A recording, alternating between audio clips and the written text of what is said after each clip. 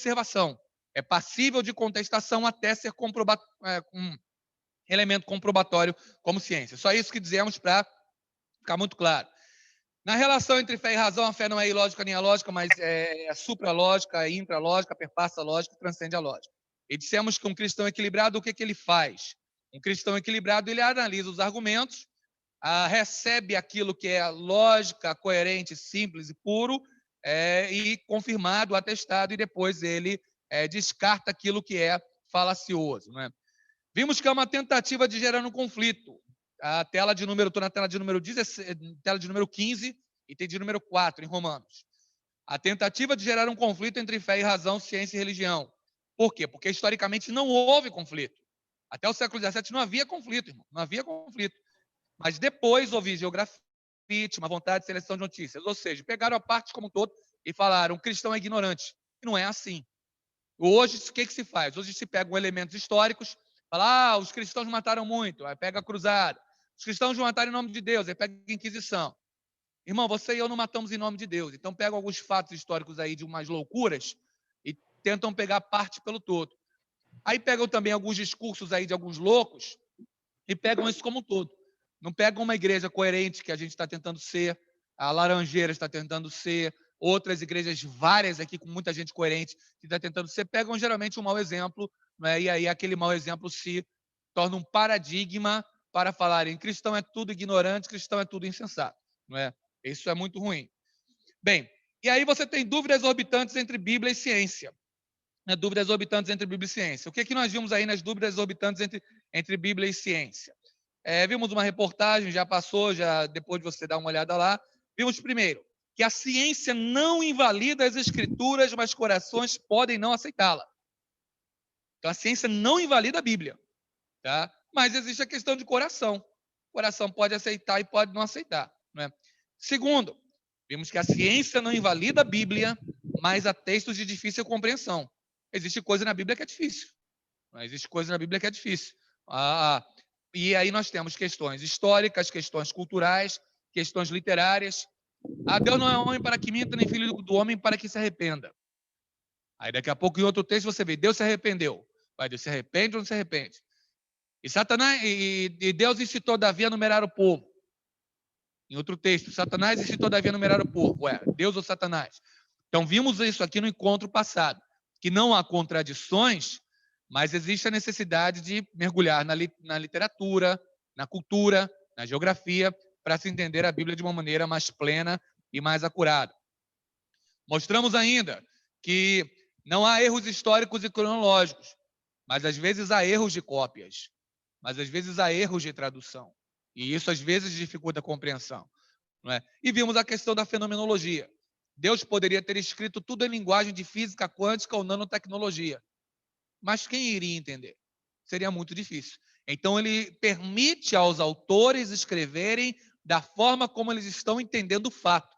Isso se chama fenomenologia. A maneira como eles depreendem o fenômeno, eles escrevem. O sol parou.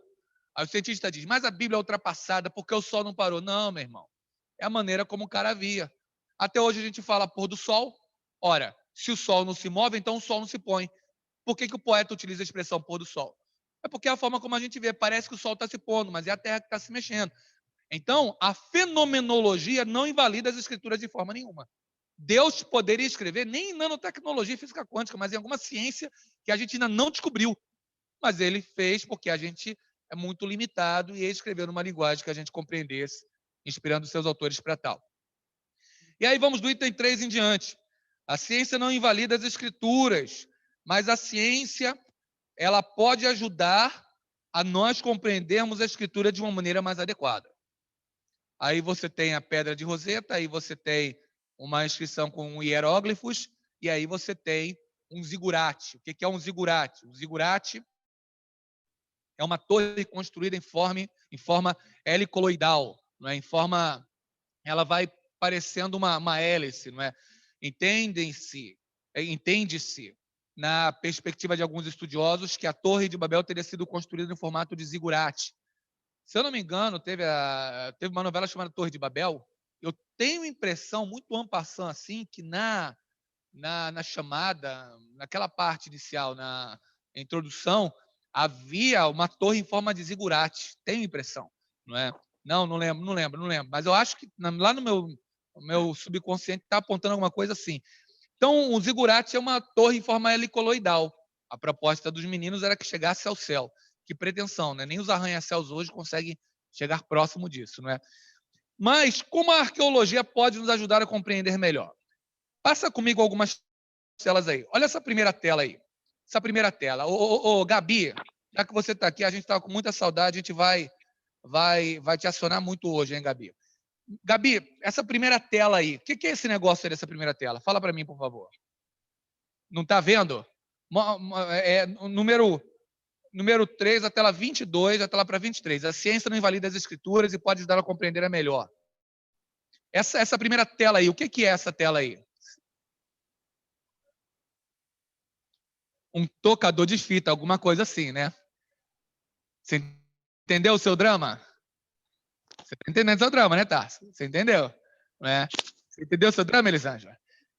Isso é um gravador que a gente utilizava para gravar a voz e para ouvir depois a voz. Minha mãe usou muito isso, porque ela é datilógrafa profissional, botava a fita aqui, ouvia a fita e quando queria gravar. Isso é um gravador. Gabi, vamos lá, com você ainda. Essa segunda tela aí, o que é isso? Para que servia isso? Vamos lá, quem fez curso de datilografia aí, levanta o braço. Não estou sozinho, não. Simone, o que era isso aí, Simone?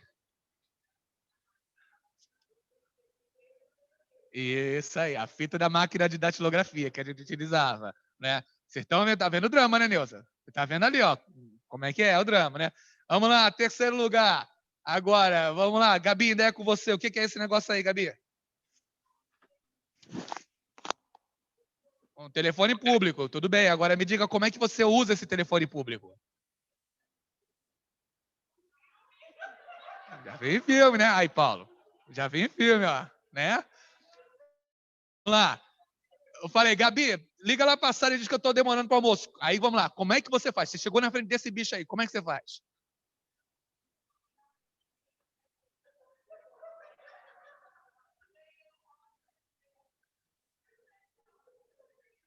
Você entendeu, né? Você da Laranjeiras, você tá entendendo. Pastor Eliezer, tá vendo o nosso drama aqui, né? Pastor Nelson, o senhor tá vendo o drama, né? Eu tô vendo. E o pessoal de Laranjeiras de 20 para baixo tá na mesma situação da Gabi aqui, não é? Gabi, é o seguinte, a gente diante desse bicho aí, a gente tira o gancho, a gente bota uma espera dar sinal, aí bota uma ficha em cima, no negocinho que tem ali em cima. Aí vai rodando o número da coisa, né? Se era próximo, 3 minutos você ligava. Se era a distância de 10 em 10 segundos, caía a ficha, né? Você tinha que comprar a ficha. Daí vem a expressão cair a ficha. Se o cara entendeu algo, se conectou, né? Se ouviu, se entendeu, não é? Orelhão, famoso orelhão, porque tinha um negócio que parecia uma orelha que cobria como uma campânula, não é? Esse negócio aí, Gabi, você já brincou desse negócio da próxima tela aí? Pastor Henrique, não é do Sabe meu o nome tempo, desse bicho aí, não? Não sabe o nome desse bicho, né? Quem aí brincou desse bicho aí? Desse negócio aí, né? Olha aí, você tá vendo seu drama. Você tá vendo seu drama. Isso é o famoso ioiô. Né? Isso aí era uma onda, Gabi. Isso era uma disputa. A gente jogava assim, jogava assim. Aí tinha o mais elitizado que fazia um cachorrinho com o ioiô, jogava para lá, o ioiô voltava. Aí o outro fazia bicicleta, o outro fazia um triângulo, uns negócios medonhos. Coisa boa. Esse ioiô aí era bom. Da Coca-Cola, você juntava um bocado de tampinha de garrafa, você ganhava um ioiô desse que era disputa. Por quê? Primeiro, você não tinha dinheiro para comprar Coca-Cola, né? E quem tinha era rico. E quando conseguia um ioiô desse, era uma maravilha. O que eu estou querendo dizer agora? Vamos voltar lá para a tela que precede todos esses itens aí, a tela antes do gravador. A tela que tem arqueologia, linguística e hermenêutica, que tem o zigurate. Volta lá para a tela do zigurate, por gentileza. O que eu estou querendo dizer com isso, meus irmãos? Veja a distância entre nós e a Gabi. Eu estou com 43. Gabi está com o quê? 19? 20. Então, 43 e 20. 23 anos de diferença. Estes itens aqui, com 23 anos de diferença, eles estão se tornando desconhecidos. 23 anos. Os itens ainda rodam, circulam por aí. Uma coisa e outra você encontra. Um tipo de ioiô você não encontra por aí, não é? Fita, você vai no museuzinho, você encontra uma coisa aqui ali, 23 anos. Não está debaixo da terra. Não está numa caverna. Você joga 50 anos. Aí você joga 100 anos. Olha as dificuldades, o que eu estou querendo dizer é a dificuldade arqueológica em depender de uma coisa. Aí você tem umas imagens, a gente explica para a Gabi, ela entende. Com uma imagem, com uma orientação. Joga para 2000 anos atrás. Para um artefato que estava enterrado. 2000 anos, eu estou falando do Novo Testamento. Aí você joga para Moisés. 3.500 anos atrás. Então a dificuldade de compreensão de alguns textos é muito grande, irmãos. É muito grande. Você entender, às vezes encontra um artefato e você precisar como ele fora utilizado, às vezes é muito difícil. Se nós, olhando para 20 anos atrás, não conseguimos depreender a compreensão do que serve um gravador, um telefone ou uma fita, como é que a gente vai fazer com um artefato que encontra 100 anos atrás? Ou quando a Bíblia ela menciona, por exemplo, um elemento que ela utilizava. É mais fácil um camelo passar pelo fundo de uma agulha. Utilizei a menção a isso exegeticamente semana passada, mas, por exemplo, você tem várias discussões. É mais fácil um camelo passar pelo fundo de uma agulha. Aí você tem no agulha, vimos semana passada, ráfidos, que é a agulha de tecelão, e brefós, que é a agulha de cirurgião. Só que hoje a agulha de tecelão é fininha, belíssima, você passa ali pequenininho. A agulha de cirurgião, um pouco mais espessa. Mas como era naquele tempo? Esse é um ponto. Aí você tem, é mais fácil um camelo. Alguns dizem, o camelo era o camelo parecido com o dromedário mesmo, um animal. Outros dizem, não, havia um nó chamado camelo. Quando você colocava no fundo, você fazia o fundo de uma corda e você amarrava e fazia aquele ló, que era chamado de camelo. O autor do texto registra que Jesus está querendo dizer, é mais fácil você passar aquela corda com aquele nó de camelo pelo fundo de uma agulha do que entrar um rico no reino dos céus. A gente não sabe se está querendo dizer esse nó chamado camelo, ou o camelo mesmo, e o tipo de agulha que era, apesar de ter a de cirurgião e a de tecelão, a gente não sabe qual era a espessura dessa agulha, porque a gente não tem uma agulha daquele tempo visível para a gente saber. Aí você encontra, beleza, fica mais fácil. Por exemplo, encontrou-se o aqueduto de Ezequias, encontraram-se os aquedutos de Ezequias. Isso é bonito, é belo. A gente tem uma compreensão maior como ele fazia com que a água fosse canalizada e chegasse. Você tem a Bíblia de Estudo Arqueológico, você tem diversas descobertas arqueológicas que ajudam bastante. Então, a arqueologia nos ajuda. Por exemplo, a arqueologia descobriu os zigurates, torres dessa forma, que são chamados zigurates. Por isso que supõe-se que a Torre de Babel, naquele afã que as pessoas tinham de tentar chegar ao céu, fosse nesse formato. Porque se fosse no formato reto, para você conseguir chegar, talvez houvesse um problema com a Torre de Pisa, inclinasse. Mas um formato helicoloidal, para aquele propósito, seria mais fácil eles tentarem chegar um pouco mais próximo, porque a base é mais forte e vai afunilando até o topo. A arqueologia nos ajudou a supor como poderia ser a Torre de Babel. A arqueologia ajudou, por exemplo, a decifrar o enigma da Pedra de Roseta, que você tem um tipo de hieróglifo antigo do Antigo Egito, um outro tipo de hieróglifo, e você tem um grego antigo. E aí, por meio do grego, foi se decodificando os hieróglifos egípcios, que até então não tinha decodificação tão precisa. A Pedra de Roseta é um tesouro valioso, porque ajudou a decifrar o egípcio antigo, por meio de um grego antigo também. Então, você tem elementos arqueológicos que vão nos ajudando em muita coisa. Por exemplo, eu mencionei semana passada, 1 Coríntios 14, 34, aquele texto enigmático, celeumático, em algumas vezes, as mulheres estejam caladas na igreja, porque lhes não é permitido falar, mas estejam sujeitas como também ordena a lei. Falei daquela estátua de muitos seios de Afrodite, que tinha um prato na mão e que as mulheres depositavam seus cabelos ali. E isso é achado arqueológico. Então, há figuras dessa estátua nos registros arqueológicos porque descobriu-se essa estátua. E aí você pode entender um pouco mais como era feito o processo de prostituição cultural, em que a mulher chegava, cortava suas madeixas, colocava naquele prato, diante da divindade da fertilidade, e colocava-se à disposição das pessoas da cidade. Então, a arqueologia nos ajuda a entender os textos. Então, a ciência não invalida as escrituras, mas ela nos ajuda a compreender de uma maneira mais adequada. Só que devemos lembrar, A ciência tem o seu lugar, mas ela nunca sobrepõe-se à escritura. Qual é o problema? O problema sempre é o primus inter pares. O que significa a expressão primus inter pares? Que os católicos utilizam muito. Primeiro entre os iguais. Foi a fala que levou ao patriarcado romano, foi a fala que levou ao papado romano. Você tinha cinco patriarcados principais nos 4 primeiros séculos de cristianismo. Você tinha Roma, você tinha Antioquia, você tinha Jerusalém, você tinha Éfeso, você tinha Alexandria. Os 5 patriarcados principais. Você tinha, todos eram pastores, os líderes da igreja, pastores. Aí foi se elegendo bispos, superintendentes dos pastores. Aí destes bispos, 5 patriarcados, 5 bispados tiveram preeminência. E aí naquela discussão, quem vai organizar a coisa? Disseram, todos nós, nossos patriarcados são iguais. Mas o de Roma é o igual entre os iguais. É o primo entre os pares, é o primeiro entre os iguais.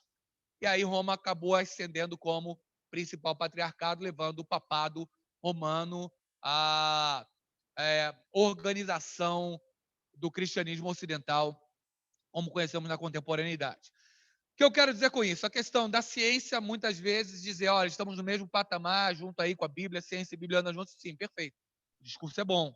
Mas muitas vezes cientistas tentam sobrepor-se às escrituras e isso não é apenas lógico nem conveniente. Muitas vezes isso não é real. Isso não é factual, isso não é factível. Por exemplo, me estranha muito, nesse tempo em que nós vivemos de pandemia, você ter muitos pastores que simplesmente estão usando o discurso de que a ciência diz, a ciência diz, a ciência diz, a ciência. São cientistas. Ciência é termo abstrato, irmãos. Precisamos colocar isso na cabeça. Os cientistas falam. Cientistas dizem. Ciência não diz nada, porque ciência é abstração. É a área do conhecimento. É a mesma coisa que eu dizer, a teologia diz, a teologia não diz nada. Quem diz são teólogos, porque a teologia é o produto do teólogo. Não é? É o produto do saber. Então, precisamos tomar cuidado com afirmações desse sentido. Em dizer, fulano não salvou por causa da ciência. O cientista, pessoa, construto concreto, físico. Precisamos entender isso. No sentido de quê? No sentido de quê? Perfeitamente. Um cientista disse. Mas existem cientistas, neste momento, que estão dizendo de maneira difusa, de maneira contrária. Então, eu, ser humano, com cabeça pensante, racional, não vou assassinar minha razão e vou entender. O cientista José está falando diferente da cientista Maria, que está falando diferente do cientista Jaime, que está falando diferente do cientista Moisés. Então, enquanto estão falando diferente, cabe a mim, com cabeça pensante, que não vou assassinar a razão, ter uma massa encefálica e refletir. Você está indo contra a ciência? Não estou indo. Eu estou analisando fala de cientistas e não adianta vir com um discursinho para mim que está indo diante da ciência, que eu não tremo diante disso, não. Pastor, todo mundo pensa diferente. Problema, está todo mundo pensando errado. Não estou nem aí. Minha vida não foi pautada pelo todo mundo pensa diferente. Por quê? Porque não é todo mundo pensa diferente. Esse está pensando diferente desse. Que já está pensando diferente desse. Que está pensando diferente desse. Que está pensando diferente desse. Ora, então eu posso pensar. Analisar a fala dele, a dele, a dele, a dele, a dele, a dele, a dele, a dele. Bem, eu vou para o sol, está me fazendo bem. Maravilha. Eu tomo zinco e Cebion, para mim está me fazendo bem. Por isso que eu digo sempre, sugiro, não indico nada. Não sou médico, nem detentor da verdade, nem aponto pacífico. Mas a mim está fazendo bem. Não é? Tomar muito sol. Está indo lá. Respirar, maravilha. Me abstrair de apertar a mão, de dar um beijo, de abraçar, socialmente está me fazendo péssimo, mal. Agora, me abstraio por causa da questão física. Mas eu preciso me relacionar, porque isso me faz bem. Me faz bem ver o Tarso. Me faz bem ver o Renner. Me faz bem ver a Gabi de volta. Porque social, me faz bem. Me realiza enquanto ser. Me faz bem vir à igreja, ver que a igreja está bem, está caminhando, o pessoal está com saúde. Maravilha. Isso me faz bem, a minha psique me faz bem. Aí eu preciso trabalhar, porque senão me sinto inútil, irrealizado. Porque eu preciso trabalhar. Eu não sou aquilo que faço, mas o que faço faz parte de meu ser. De maneira que o meu ser, saber e fazer estão intrinsecamente ligados, concretizando a plenitude do propósito de Deus que é em mim. Então, dessa forma, tenho visto que tenho me mantido em saúde. É a minha experiência pessoal, que não é uma regra imposta para você. Mas enquanto eu entender que isso faz bem à igreja, permaneço com portas abertas até o momento em que a igreja não diga: pastor, vamos reunir, nós vamos fechar. Nós aqui. Se o governo disser, ele está burlando a Constituição. Por quê? A igreja tem que decidir. A igreja, em março, reunimos aqui à frente, falamos: irmão, vamos continuar? Vamos continuar. E estamos continuando e estamos caminhando.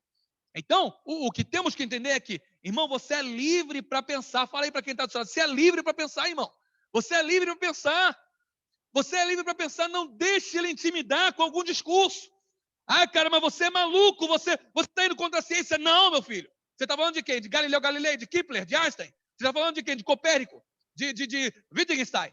Você está falando de quem? Você está falando de Habermas? Você conhece alguma coisa de Habermas? Ah, não, então você está reproduzindo. Está reproduzindo. Eu não vou ficar discutindo com um papagaio de pirata. Não vou ficar discutindo com um insensato que simplesmente reproduz discurso de Rede Globo. Não! Irmãos, precisamos pensar. Crer é também pensar, dizia John Stott. Pense, diz John Piper. E Jesus nos incitou a todo momento. E Shedd lembrava no seu Teologia do Desperdício: toda energia mental que é desperdiçada é pecado. Precisamos pensar. Por que estou dizendo isso? Porque a ciência tem o seu lugar. Mas nós não podemos também assassinar a fé. E muita gente está entrando naquela pergunta que Jesus disse: quando vier o Filho do Homem, ele vai encontrar fé na terra? Irmãos, nós precisamos caminhar em paridade. Fé e razão. Religião e ciência. Mas assim como o primus inter pares romano quis se sobressair, muitas vezes, se você der esse espacinho a mais, tem gente que com a ciência chega e tenta achatar. Não é por aí. É caminhar com sabedoria, com equidade, com consciência, com coerência. A ciência não invalida as escrituras, mas ela caminha junto. Não é? Número 3, parte de arqueologia lá. Você viu do fugitivo Onésimo. Onésimo, lembra lá? Do Onésimo. Quem era Onésimo? Lembra dele? Escravo de Filemão. Por que esse fugitivo? Você tem aí um colar que o escravo romano ele carregava. Nesse colar está escrito uma série de considerações. Mas você, se observar na alça desse colar, você vai ver que a alça desse colar aí é de bronze, que era colocada no escravo, para não ser retirado. Então, não é uma correia já daquelas difíceis de um parque aquático que a gente tenta arrebentar e já não consegue. É um negócio de bronze, de ferro aí, um material aí que não posso lhe precisar o que é, mas é um negócio difícil. Aí o escravo fugitivo, o que ele fazia? Ou ele recebia um desses com F, fugitivo, ou com aquele marcador de boi que se coloca na pele dele, queima e deixa marcado com F, o escravo, na testa. F, fugitivo. Para que todo mundo que visse aquele escravo soubesse que ele era fugitivo. E, claro, também soubesse que, como fugitivo, ele receberia a dor daquela marcação, do ferro na sua pele. Entende-se que Paulo compreende que Onésimo é um escravo fugitivo porque estava muito visível na testa dele esse F de fugitivo que todo escravo romano recebia. Isso é uma grande possibilidade. Não podemos ir além e dizer o que a Bíblia não disse quando ela não diz. Mas, de alguma forma, Paulo percebe que Onésimo é fugitivo. Ora, pastor, mas o Onésimo não pode ter contado a história para Paulo? Entendemos isso, de forma geral, que existe uma possibilidade. Mas também existe uma possibilidade de você não querer contar uma história ruim de que você é um escravo fugitivo. Ora, você está fugindo. E ficar contando para todo mundo que é fugitivo não é bom. Você vai na cadeia, quando você chega na cadeia, muitos aqui já fizeram visita em presídio de carceragem, sabe que na cadeia é todo mundo inocente. Ninguém matou ninguém, ninguém fez nada. Todo mundo inocente. Não, é? Não, pastor, no final. Depois você pega a intimidade que vai falando o crime. Não, pastor, eu fiz isso aqui, cometi isso aqui, tal. Então, na cadeia, ninguém quer contar o crime, muitas vezes. E tem crimes que não dá para ser contado, senão é complicado. Então, chega um Onésimo. Entende-se que ele não vai ficar dizendo a todo momento: eu fugi, roubei. Que talvez Paulo tenha entendido que ele era um fugitivo pelo F. Não se sabe, mas era comum isso nos escravos fugitivos. Então, a arqueologia nos ajuda muitas vezes a entender isso, a entender costumes da época. Outra questão, por exemplo, a questão linguística. Como é que a questão linguística nos ajuda? Você lembra da questão de Juízes 12, versículo de número 6, quando um fonema salvou ou permitiu com que vidas fossem retiradas por causa disso? Lembra do fonema? Qual foi o fonema que poderia servir para a salvação ou para a morte? O shibolete. Si ou shi. Vamos dar um pulinho lá em Números 12, em Juízes 12, 6. Juízes 12, 6. O fonema sh. Fonema lá carioca, né? O cariocado. Juízes 12, versículo 6. Então lhe diziam, dize, pois, shibolete. Porém, ele dizia sibolete, porque eu não podia pronunciar assim bem. Então pegavam dele, o degolavam nos vales do Jordão, e caíram de Efraim naquele tempo 42.000. Veja como é que era a arte da guerra, não é? Por exemplo, está vindo um guerreiro. Você não consegue depreender se estava lutando ao lado de Jefité ou se era da tribo inimiga.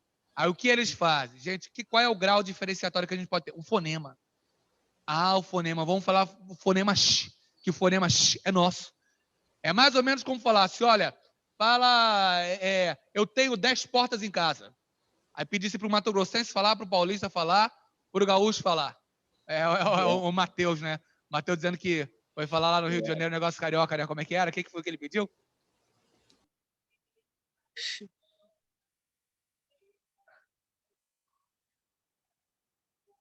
Bom dia.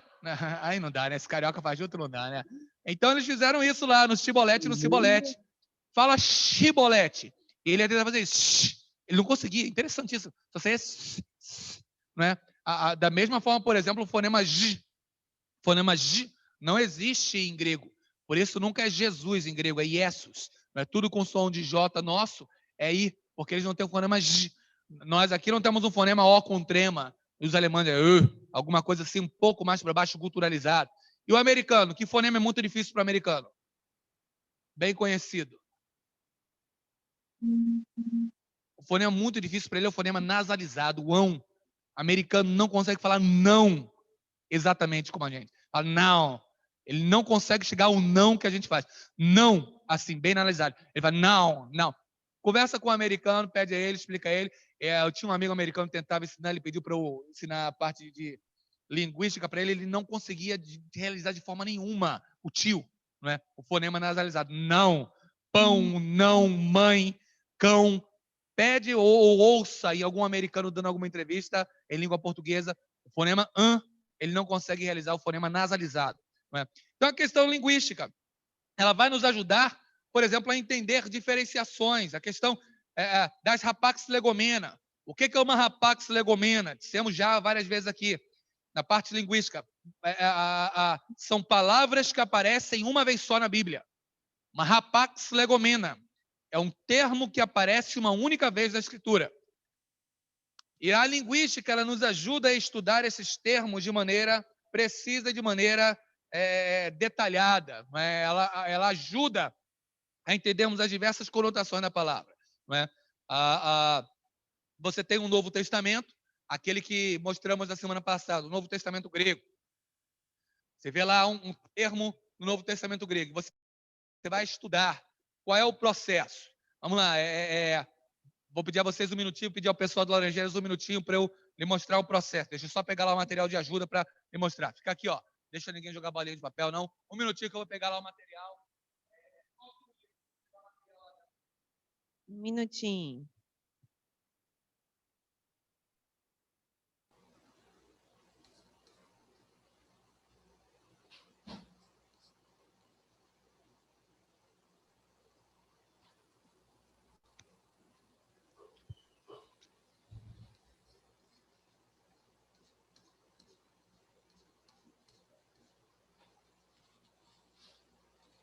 Alguém pode dar um glória a Deus aí? Glória a Deus.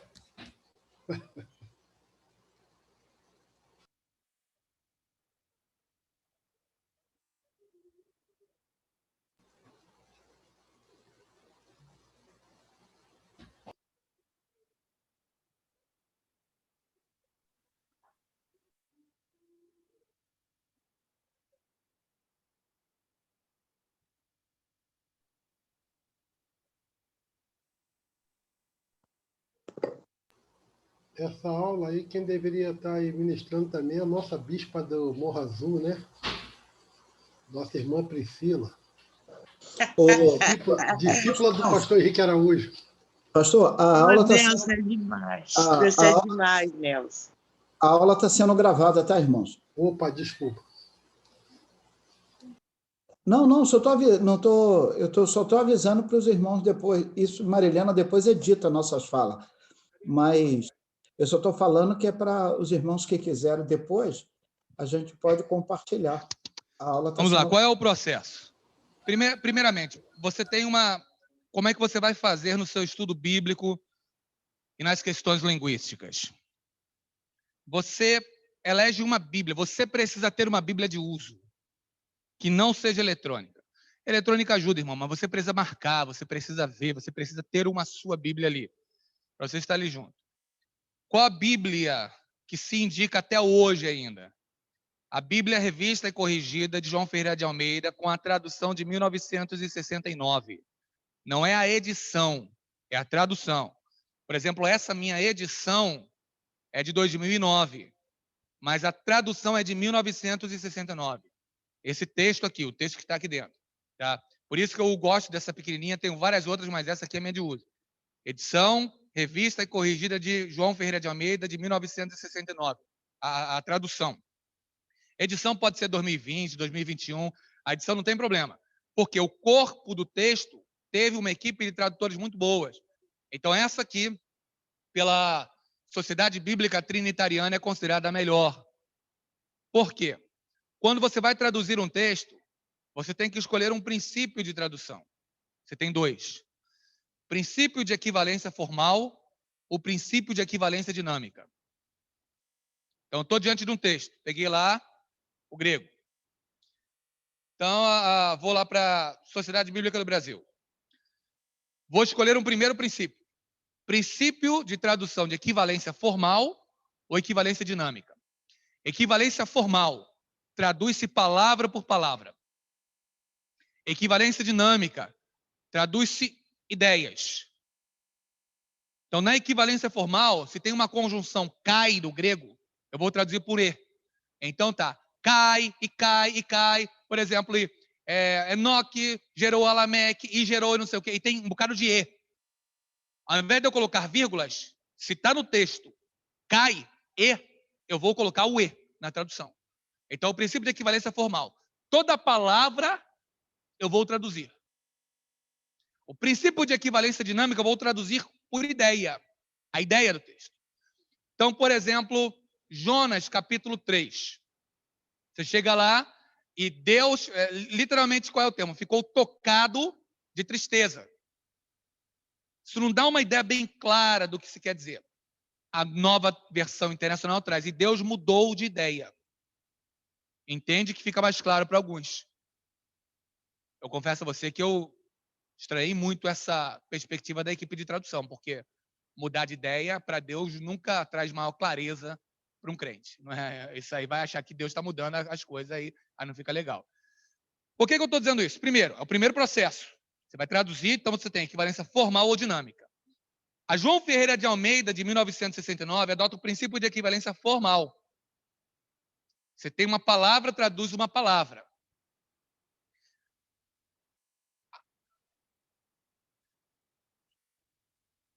A NVI traduz, utiliza o princípio de equivalência dinâmica. Traduz ideia por ideia. Então, por exemplo, qual é a crítica que se faz ao princípio de equivalência dinâmica? Que quando você vai traduzir uma ideia por outra ideia, entende-se que aqui tem uma interpretação. E aí o que você pega já é muito interpretado. Por quê? Para o cara colocar aqui uma ideia, ele entendeu que aqui tinha uma ideia. E essa ideia já é fruto de uma interpretação. A tradução também é fruto de uma interpretação, sim. Mas a formal é um pouco mais próxima. E aí, por isso, entende-se que há essa parcimônia e recalcitrância um pouco em relação à NVI. Foram algumas críticas que ela sofreu. Estou construindo um caminho, no final a gente entende bem. Pastor, onde é que eu vou ver a edição, a tradução? Aqui na contracapa da sua Bíblia, você vai ter, geralmente, os dados dela. Não é? quando ela foi produzida, quando ela foi feita, tá? Ou aqui, quando ela foi editada. Por exemplo, essa minha edição é de 2011. A edição que nós estamos aqui. Tá? Então, essa edição que eu tenho aqui é uma edição de 2011. Isso aqui é uma outra tradução. Tá? Então, por isso que você já é um primeiro ponto pelo qual você tem uma diferença muito grande de Bíblias. Aqui, na minha mão, eu tenho o que foi considerado uma das melhores traduções do Brasil, que é a chamada tradução brasileira. Foi reeditada há pouco tempo. Quem fez foi um grupo lá da Confederação Evangélica do Brasil, SEB. Erasmo Braga, pastor presbiteriano, em 1930 fundou a SEB, que foi considerada a melhor instituição de reunião das denominações no Brasil até hoje. SEB, Confederação Evangélica do Brasil, 1930. Faziam trabalhos evangélicos juntos, eram ouvidos pelos governos da época, e eles fizeram essa tradução, que foi considerada a melhor tradução no Brasil durante muito tempo, tradução brasileira, que é produto daquele grupo da SEB. Quando a SEB parou, em 1964, o regime de exceção impôs algumas limitações à SEB. E depois, em 1985, ela terminou de vez. Depois da SEB veio a EVB, fundada em 1991, e que depois feneceu, quando o Caio Fábio foi fenecendo também, isso é no sentido ministerial. E depois surgiu a ACEB, em 2014, foi ali na Metodista Livre, em São Paulo, nós tivemos lá na fundação, mas a ACEB, Aliança Cristã Evangélica Brasileira, ela não vingou. A CEB, foi a melhor organização evangélica do Brasil até hoje nesse sentido. Produziu essa tradução, que muitos têm ainda por benquista, é boa, princípio de equivalência formal. A NTLH, nova tradução na linguagem de hoje, princípio também de equivalência dinâmica. Por isso eu leio a minha na corrigida, você está acompanhando o texto, em Provérbios, principalmente, você fala, cara, o que o pastor está lendo? Porque no meu está completamente diferente. Não é? Por quê? Porque aqui é a tradução de ideia, então já vem coisa completamente diferente. Não é? Aí você sentou em casa, você vai estudar. Você tem que ter uma Bíblia de uso. Pega a sua Bíblia, coloca no centro, sua Bíblia de uso no centro. Pá, colocou, sua marcadinha direitinha. Aí você vai utilizar versões para aclarar. O pastor pediu para eu dar uma palavra lá, o Tarso pediu para eu dar uma palavra no cultozão, como é que eu vou fazer? Lê o seu texto, aí você vai ler algumas para aclarar. Leu a tradução brasileira, ou leu a tradução na linguagem de hoje, leu a NVI. Ah, pastor, mas eu não tenho dinheiro. Você não tem dinheiro, mas internet você tem. No Google você encontra tudo isso. Joga lá Bible Hub. Bible Hub é um site lá que você encontra em N versões. Então você encontra lá. Né? Aí você lê o texto na linguagem de hoje, na arqueológica, na NVI, na tradução brasileira. Poxa, mas o que realmente esse texto quer dizer? Aí já é um outro nível. Aí você vai pegar a palavra. Lá nesses sites que eu digo, Bible Hub. Bíblia, escreve, né? Hub, H-U-B. Né? Ou então na Strong. Comentário Strong. Comentário Strong, você vai clicar em cima da palavra, vai aparecer qual é a palavra no grego. E as traduções dessa palavra.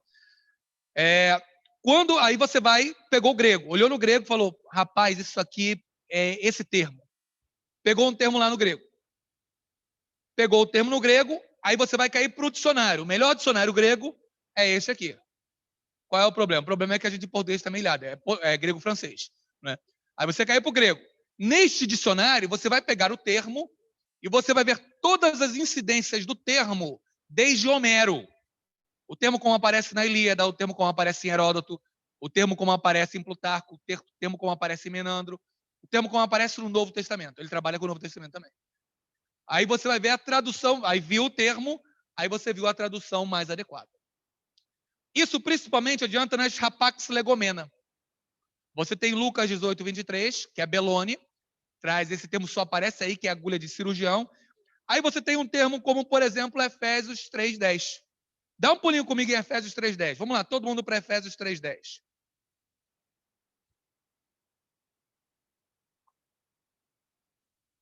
Efésios 3:10.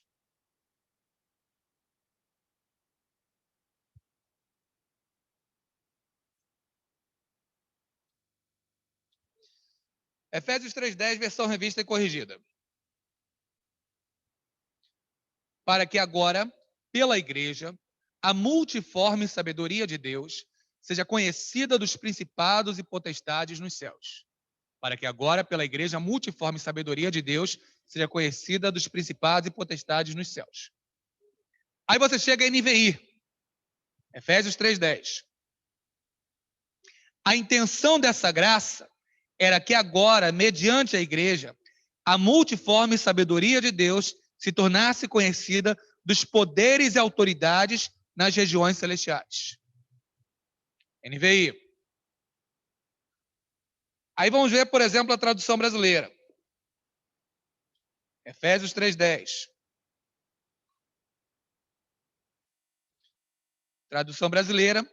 Para que agora a multiforme sabedoria de Deus, por meio da igreja, fosse conhecida aos principados e potestades nas regiões celestes. Tradução brasileira. Nova tradução na linguagem de hoje. Efésios 3:10. E isso aconteceu a fim de que agora, por meio da igreja, as autoridades e os poderes angélicos do mundo celestial conheçam a sabedoria de Deus em todas as suas diferentes formas. Nova tradução na linguagem de hoje. Aí você vai para o texto bíblico. Quando você pegou e falou, cara, está muito diferente. Aí você foi lá no Strong, o Strong vai te dar o termo grego. Efésios 3:10. Você chega lá em Efésios 3:10 e você vê lá o texto do Novo Testamento. Que diz lá, né? A fim de que seja dado a conhecer ao arcais, não é? Que são, pode ser traduzido por principais, kaitaexousias, aos poderes, não é? Isso é traduzido por poder ou autoridade, epoeranios, regiões celestes, de ates eclesias através da igreja, polipoikilos, Sofia do teu. Polipoikilos, Sofia do teu. Polipoikilos é esse termo aqui, meio amarelado. Dá uma passadinha para o pessoal ver. Penúltima linha de baixo para cima, marcado em amarelo. Polipoikilos. Aí você viu as traduções. Aí você vai chegar no Baili. Você vai ver que esse polipoikilos é uma rapax legomena. Por quê? Pastor, como é que eu sei se o termo é uma rapax legomena? Atrás desse aparato crítico, o Novo Testamento grego, lá atrás, aparecem todas as palavras que são rapax legomena, que aparecem uma vez só na Bíblia. Você chegou lá e viu, essa palavra aparece uma vez só. Está traduzido por multiforme. Poxa, mas em Gálatas aparece multiforme também? Por que esse multiforme aqui é diferente daquele multiforme? Por que esse é polipoikilos? Aí você vai lá para o Baili. Chegou e você abriu o Baili. Você chegou lá, mini-pi. Você chegou lá no Baili. Polipoikilos. Procurou lá o poli. Chegou no poli.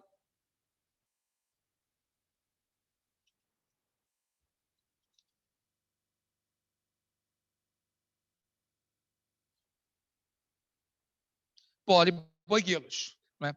Aí você tem lá, muito variado, paletas de cores, muito colorido. Polipoikilos. Você não tem multiforme. Poli, você conhece daquela lapiseira antiga, né? Poli, que é muitos, vários, tudo em português tem poli.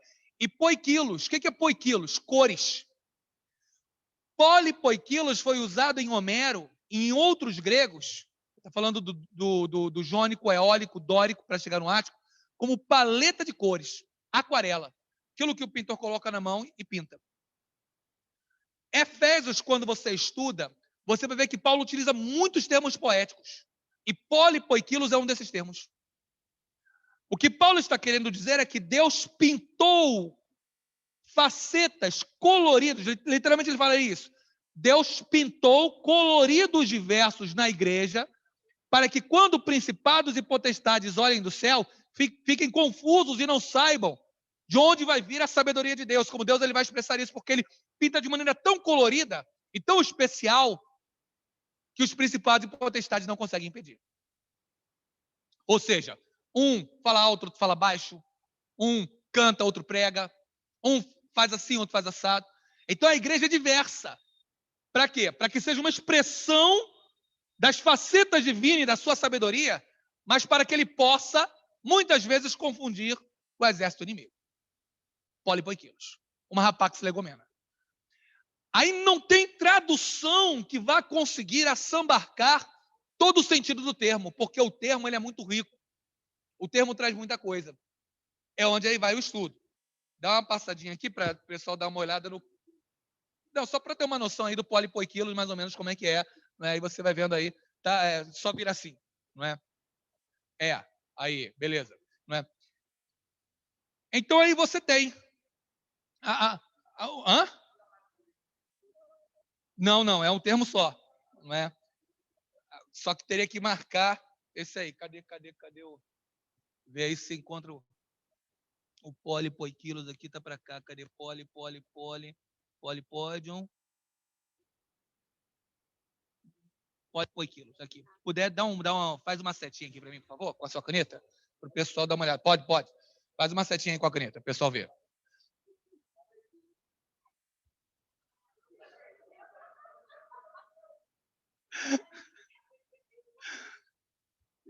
Não. Aqui, cadê? Aqui, polipoiquilos, esse aqui, polipoiquilos. Isso aí, perfeito. Polipoiquilos. Então, você tem ali, isso é um termo. Pegou um termo. Aí você tem várias rapax. Coloquei aí o exemplo de Filipenses 3:8, que é aquele texto que Paulo diz: eu considero isso esterco. A tradução é esterco, para que alcance, não é, as riquezas de Cristo, diante das riquezas de Cristo. Qual é o termo ali? Esquibala. Por que eu estou mencionando isso? Porque isso vai, às vezes, influenciar na maneira como você prega ou na tradução. Por exemplo, eu assisti uma pregação no seminário da pessoa que trabalhava na coordenação acadêmica, deve ter uns 20 anos atrás, lá em seminário onde estive iniciando aí os trabalhos, Deus me permitiu começar a servir por lá. Pessoal muito bem intencionado, pessoal muito boa intenção, mas a coordenadora ela fez toda uma exposição dizendo que Paulo não queria considerar esquibala como algo imprestável.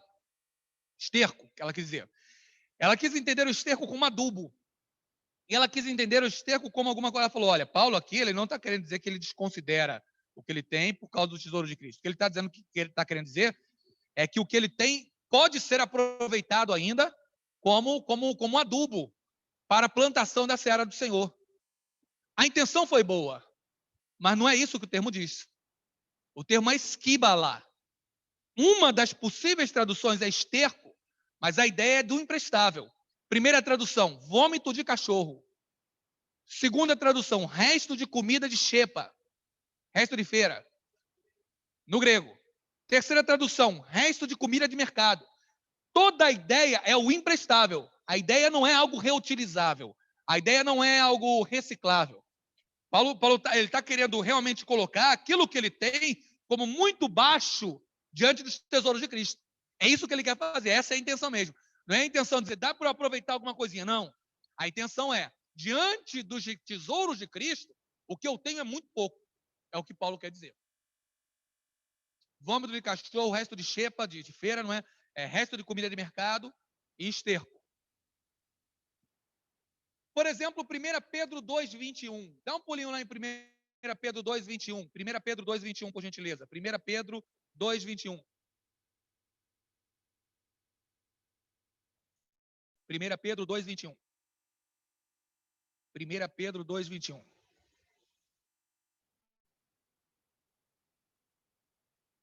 1 Pedro 2:21. 1 Pedro 2:21, o texto bíblico diz. 1 Pedro 2:21. Porque para isto sois chamados. Pois também Cristo padeceu por nós, deixando-nos o exemplo para que sigais as suas pisadas. Deixando-nos o exemplo para que sigais as suas pisadas. Exemplo, como está traduzido aqui na minha Bíblia, é hipogramon. Hipogramon. Gramon. Você lembra de grafite, não é? Escrever, não é? Grafologia. Hipo, sobre. Então, escrever sobre. Literalmente, etimologicamente, hipogramon é escrever sobre. O termo significa exatamente o quê? Carta de caligrafia. Eu não sei se hoje se utiliza muito nas escolas, mas nas aulas de desenho, nas aulas de geografia, a professora mandava copiar mapa e ela mandava colocar papel manteiga e papel vegetal em cima. Então, o hipogramon é isso, é esse papel vegetal, esse papel manteiga. Era um papel que era colocado para tirar a silhueta. Então, o que Pedro está querendo dizer, quando é traduzido por exemplo, literalmente seria aqui, papel de caligrafia. Ele está dizendo que Cristo é para você colocar o papel de caligrafia com a silhueta de Cristo em cima, riscar sobre, aí sai você. Embaixo tem que estar você. Na silhueta, na moldura de Cristo. É o que ele está dizendo. Cristo deixou-nos o papel de caligrafia para riscar sobre você, e embaixo tem que sair Cristo quando tira aquele papel. Ripogramon. Só aparece dessa vez na Bíblia. É uma rapax legomena. Esse termo, em muitas incidências, aí você, por exemplo, pega o Bailly, que é esse dicionário grego. Bailly é o nome do cara, é Charles Bailly. Você pega o Bailly, aí você vai ver as incidências do termo ao longo da história. E as incidências de ripogramon são sempre traduzidas por caligrafia, papel de caligrafia, papel de transcrição e coisas assim.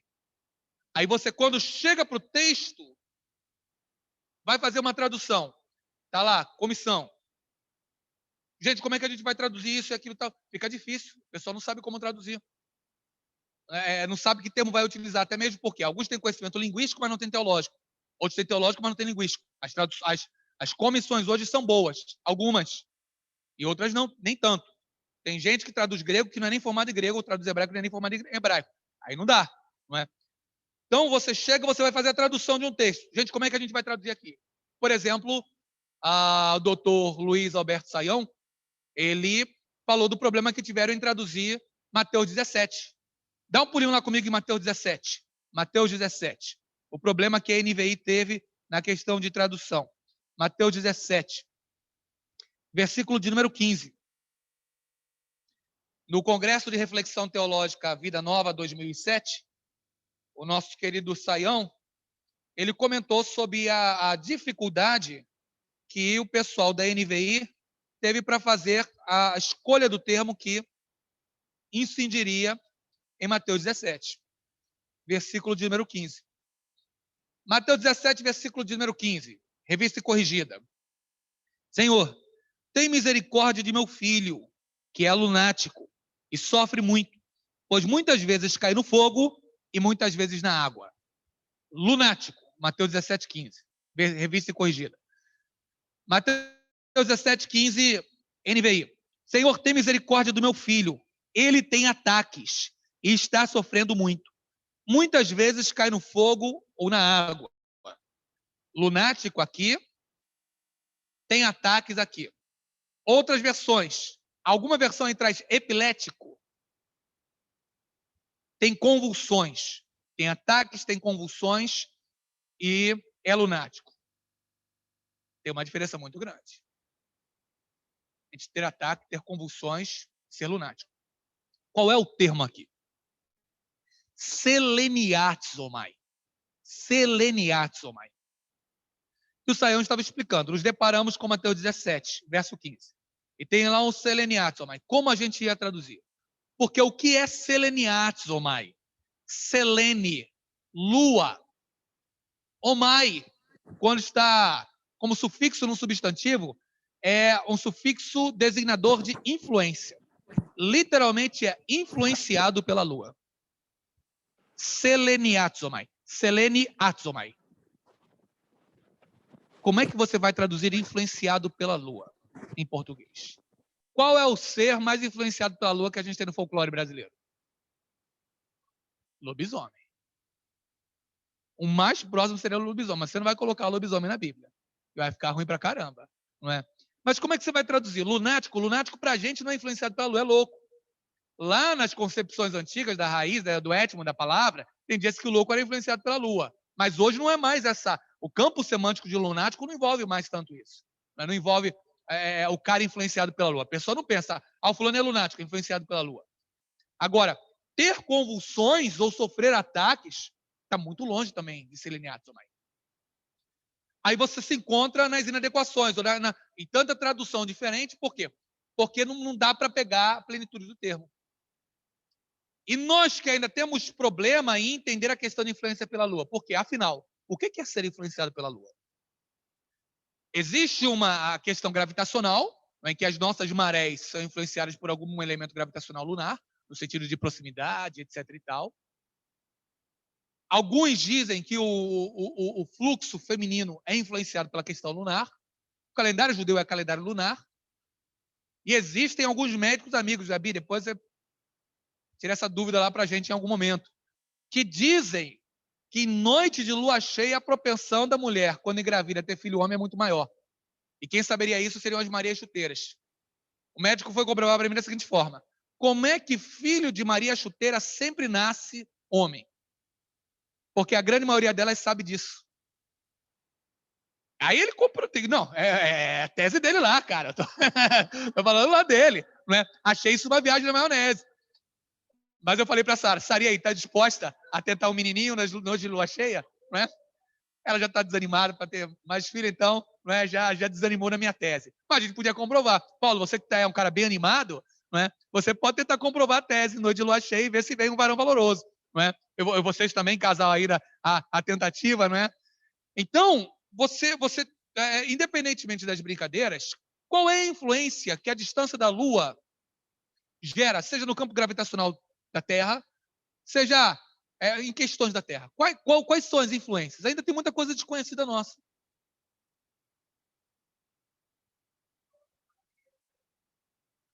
Você vê tudo da questão de natureza. Você tem plantas, você tem pesca, você tem maré, você tem tanta coisa, campo gravitacional. Então, de alguma forma, a Lua exerce algum poder sobre a saúde? Hoje, nós ainda sabemos muito pouco sobre isso. Mas, naquela época, diziam, influencia. O que alguns sugerem que esse homem poderia ter? Talvez licantropia, que é a doença que colocam lá, que talvez tenha havido no Nabucodonosor, que cresce pelo, fica tipo lobisomem, etc. e tal. Então, apontam que talvez Nabucodonosor tenha tido a licantropia. E talvez o que esse menino tenha tido tenha sido mais próximo de uma licantropia do que um ter ataque ou ter convulsão. Talvez, a gente não sabe. Mas a questão é que o termo é bem diverso daquilo. Por que eu estou falando isso? Porque toda essa questão do estudo linguístico nos ajuda a compreender melhor o texto. Veja quantas coisas, só nesses termos, polipoiquilos, seleniatomai, o Beloni, Ráfidos, o do primeiro Hipogramon, Esquíbala. Quanta riqueza você tem só nisso? Aí você tem a questão hermenêutica, que vai nos ajudar a entender melhor. Você pega um texto, vai compará-lo no contexto e estudar os termos. Por exemplo, você vai ler 1 Coríntios 15, 33, não vos enganeis as mais conversações corrompem os bons costumes. Isso é menandro, irmãos. Paulo pega menandro. Poesia. Ele pega poesia. Não é Paulo que escreve. Paulo coloca ali. Mas é uma poesia. Tito 1,12. Dentre os quais os vossos profetas, um dos vossos profetas vos chama bestas cretenses, ventres mentirosos. Ele está citando ali Epimênides. Há uma fala de Epimênides criticando os homens de Creta. Daí, de Creta, saiu o adjetivo cretino. Porque os cidadãos eram tão ruins, que quando falava, cara, tu é um cretino, tu é um natural de Creta. Porque o cara era tão ruim que chamava ele de cretense. Cretino. É como o pessoal lá Safado, né? Safado vem de Safo. Safo era poetisa da ilha. Que ilha? Ilha Lesbos. Então você tinha uma ilha chamada Lesbos, e naquela ilha chamada Lesbos, você tinha Safo, que era a sua poetisa principal. Lésbica vem da ilha de Lesbos, porque Safo tinha relação com outras mulheres. Lésbica vem daí, da ilha de Lesbos, que tinha Safo como uma poetisa preeminente. E safada vem de Safo, por causa de Safo que tinha relação com outras mulheres. E por aí você vai nos termos. Você vai vendo o étimo dos termos, estudando. O mundo é grego. Você vai vendo toda a filosofia grega, estudando, você entende tudo isso, você vai dando uma olhada nisso. E quando você, por exemplo, vê 2 Timóteo 3,8, quando Paulo diz, dentre os quais ele cita o Gênesis e Gêmbres, não é? Você não vê Gênesis e Gêmbres no Antigo Testamento. Paulo está citando um elemento da literatura hebraica. Então, Paulo pega Menandro, grego, Epimênides, grego, poesia hebraica, está recheado nos seus manuscritos. Por quê? Porque a escola em que Paulo se formou, que era a escola do Rabino Hillel, era mais liberal no sentido. O que é liberal naquele sentido? É você poder aprender a cultura pagã. Você poder aprender elementos de cultura grega, de outra cultura. Então, por isso que Paulo tem uma mente mais aberta em dialogar. Colossenses 2,17, ele cita sombras. Aí ele está dialogando com Platão. 1 Coríntios 15:33 e Tito 1:12, ele cita poetas gregos. Atos 17:28, 17 18, ele também cita poetas gregos. Você vê que Paulo tinha um conhecimento holístico muito grande, que o gera a possibilidade, a capacidade de ser um pouco mais aprofundado. Aquilo que nós temos mencionado, que a Ávila mencionou, o Pedro mencionou na pregação, né? Dar a Deus condições de uso. Quanto mais você estuda, quanto mais você lê, mais aberta a sua mente fica e mais refinado pode ficar o instrumento para ter as condições de uso. Então, a hermenêutica nos ajuda a compreender melhor o texto. A ciência não invalida as escrituras, mas a legítima ciência nos ajuda a entender melhor os textos. Né? Então, vamos lá. E aí, em quarto e último lugar, nós vemos aí a ciência não invalida as escrituras e nem que quisesse poderia. Houve um clássico de Werner Keller escrito que era "E a Bíblia tinha razão". E aí foi-se apontando esse clássico, falando desse clássico, do livro, etc. e tal, muito bem quisto durante muito tempo, tentando explicar as pragas de Moisés, as pragas lá do Egito, tantas outras coisas. E ele sofreu muitas críticas no passado tempo, e alguém escreveu um livro chamado "A Bíblia não tinha razão". O livro "A Bíblia não tinha razão" foi escrito para dizer que o livro "E a Bíblia tinha razão" não tinha razão. Mas quando o livro "A Bíblia não tinha razão" foi escrito para dizer que o livro "E a Bíblia tinha razão" não tinha razão, o livro "A Bíblia não tinha razão" mostrou-se muito mais sem razão do que a Bíblia tinha razão, mostrando que a Bíblia tinha razão, sendo criticado como a Bíblia não tinha razão, tinha mais razão do que a Bíblia não tinha razão.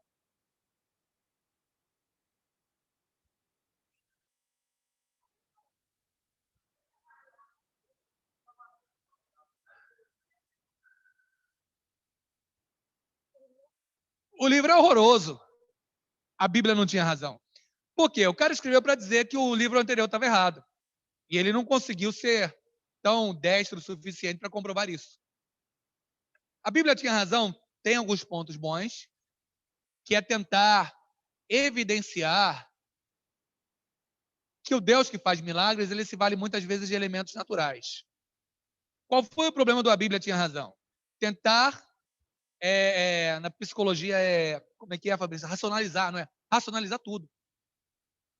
Tem muita coisa, cientificamente, tem razão de ser. Por exemplo, dizer que o fogo caiu do céu ser um raio, não tem problema nenhum. Aí é a maneira como a pessoa vive, não tem problema nenhum. Agora, por exemplo, ele argumenta que, numa das pragas do Egito, quando o mar fica vermelho, era por causa de umas algas vermelhas que tem no Egito, etc. e tal. Só faltou ele lembrar que os vasos das casas dos israelitas, diz o texto, também transformaram a água em sangue. Então não foi uma mera água avermelhada. Se fosse água avermelhada, os jarros de casa que não pegam algas, eles não tinham ficado avermelhados também naquele mesmo momento. Então existem algumas lacunas que foram vistas no livro "E a Bíblia tinha razão", e o autor do "A Bíblia não tinha razão", ele pega essas lacunas. Aí dá problema. O que nós temos que fazer? Ver os argumentos científicos plausíveis. Mas existem elementos, irmãos, que realmente foram fé. Elementos de fé, elementos de graça, elementos de ação de Deus. Nós temos que utilizar a razão. Mas a razão não é a única via de conhecimento. Hebreus 11:3. Pela fé, entendemos que os mundos pela palavra de Deus foram formados, de maneira que aquilo que se vê não foi feito do que aparentemente é. Então, dizer que Deus disse, haja luz e houve luz. Irmãos, isso é fé. Não tem ciência que vai comprovar isso. Como é que vai comprovar isso? Em algum momento da linha da eternidade, Deus parou e falou, olha, vou criar o tempo. Vou dizer, haja luz. Isso é fé. Então, você acredita ou não acredita. Não é assassinar a razão, mas ou você acredita nisso ou vai acreditar no Big Bang. Vai acreditar que nós somos produto de uma grande evolução que veio do acaso. Ou acredita em Deus ou acredita no acaso. E aí você vai ser um nihilista, nada faz sentido e se eu ligar aqui, a vida não vai ter propósito e sentido. Como acreditar que existe um propósito? Sentir Deus, perceber a presença dele, entender que há um Criador para tudo. Não, tem 5 minutos. Que a Bíblia fala comigo, que Deus fala comigo através dela. Isso tem me feito um homem melhor e simplesmente tem me feito uma pessoa de fé e esperança. E mais moldado àquilo que entendo ser a imagem e semelhança de Deus à luz da Escritura, prefiro acreditar nisso do que eu seja um produto de um símio animalesco irracional que a gente vê no Sinuelo, e já contei para você minhas divagações no Sinuelo, né? Toda vez que eu vou lá, fico olhando e falando, cara, eu não posso ter vindo no macaco. Não é possível. Não é possível, né? Não é possível, né? Vamos lá. Bem, então a Bíblia tinha razão, tinha mais razão do que a Bíblia não tinha razão. Facilitou, né? Ficou mais claro, não é? Conclusão. A ciência não invalida as escrituras, apesar de alguns cientistas desejarem invalidá-las. Distingua sempre ciência genuína e alguns cientistas. Você pode A botar ciência, quando posta-se em seu lugar, o pastor presta Henrique, valioso você serviço à pode elaboração fazer de uma divulgação, pontes você histórico-culturais, linguísticas e Eu quero falar geográficas. isso. Contudo, ao tentar substituir o pressuposto da fé pelo racionalismo ensimesmado, ou ao não reconhecer sua limitação aetiológica, ou seja, no estudo das causas, a etiologia é o estudo das causas, confundindo seu papel de serva para tornar-se senhora, ela afunda-se em um lamaçal de impropriedades e perde a razão de ser. Ou seja, está querendo falar mais do que sabe. É aquele teu amigo que não conheceu a seleção de 82 e diz, aqueles caras não jogavam bola. Ciência e escrituras, razão e fé podem caminhar lado a lado, desde que ambas estejam a serviço de Deus. Então, elas têm seu espaço e têm seu lugar. Estude muito, leia muito. Não se intimide com o discurso. Você está indo contrário à fé, contrário à razão. Lembre-se que se Martinho Lutero não se mantivesse determinado diante das intimidações, nós não estaríamos aqui hoje na Reforma Protestante, estaríamos ainda dentro da religiosidade efêmera e vazia que era no período medieval para o período moderno. Então, há necessidade de utilizarmos a massa encefálica que Deus nos deu para a sua honra e para a sua glória. Em tudo, use lógica, use coerência, use fé. Fazendo assim, Deus vai lhe, Deus vai me, Deus vai nos abençoar muito em nome de Jesus. Amém?